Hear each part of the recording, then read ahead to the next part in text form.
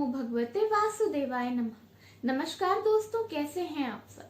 बहुत स्वागत है आपके अपने ही चैनल इंस्पिरेशन ऑफ प्रेरणा में। वास्तु का हमारे घर की खुशहाली, धन, संपन्नता और परिवार के लोगों की सेहत से सीधा वास्ता होता है। वास्तु से जुड़ी कुछ बातें होती हैं जो कि देखने में तो बहुत ही छोटी छोटी लगती हैं, लेकिन उनका हमारे घर पे अच्छा और बुरा दोनों तरह का प्रभाव पड़ता है। कई बार घर में रखी कुछ ऐसी वस्तुएं होती हैं जिन पर हमारा ध्यान कभी भी नहीं जाता, लेकिन वो बहुत ज़्यादा नकारात्मक ऊर्जा उत्पन्न करती हैं, जिनकी वजह से घर के लोग बीमार पड़ने लगते हैं। घर के लोगों की सेहत तो खराब होती ही है, साथ साथ घर के लोगों के बीच में लड़ाइयाँ होती हैं और सबसे ज़्यादा धन हानि होती है। तो आज मैं आपको बताऊंगी कुछ ऐसी वस्तुओं के बारे में जिनका वास्तु से सीधा संबंध होता है, जिनको सही तरीके से रखने से आपके घर में सकारात्मकता आती है।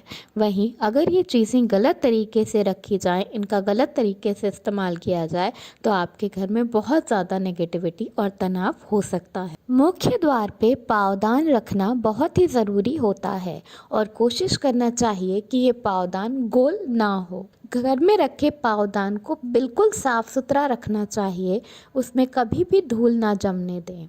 रोज़ झाड़ू लगाने के बाद पावदान को उठाकर झाड़ कर और फिर दोबारा रखें। पावदान के आसपास भी बिल्कुल धूल नहीं जमने देनी चाहिए।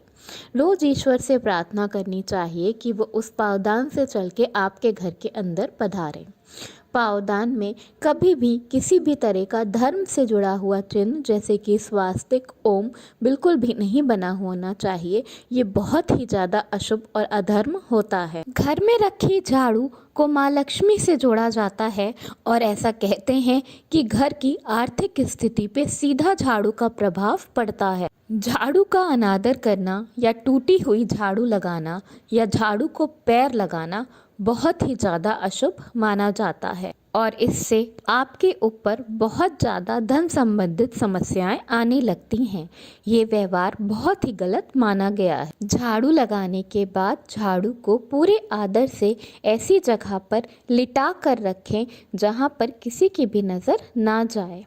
झाड़ू कभी भी शाम के वक्त नहीं लगानी चाहिए, इससे बहुत ज़्यादा दरिद्रता आती है। कैंची का सीधा संबंध राहु से माना जाता है।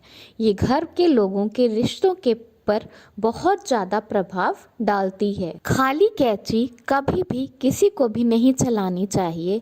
ये घर के रिश्तों के बीच बहुत ज़्यादा तनाव पैदा करती है। इससे घर के लोगों के बीच लड़ाइयाँ तक हो सकती हैं। कैंची कभी भी किसी को उधार या अगल बगल वाले मांगने आए तो उन्हें नहीं देना चाहिए। इससे आपसी रिश्ते तो खराब होते ही हैं, साथ ही बहुत ज़्यादा तनाव भी पैदा होता है।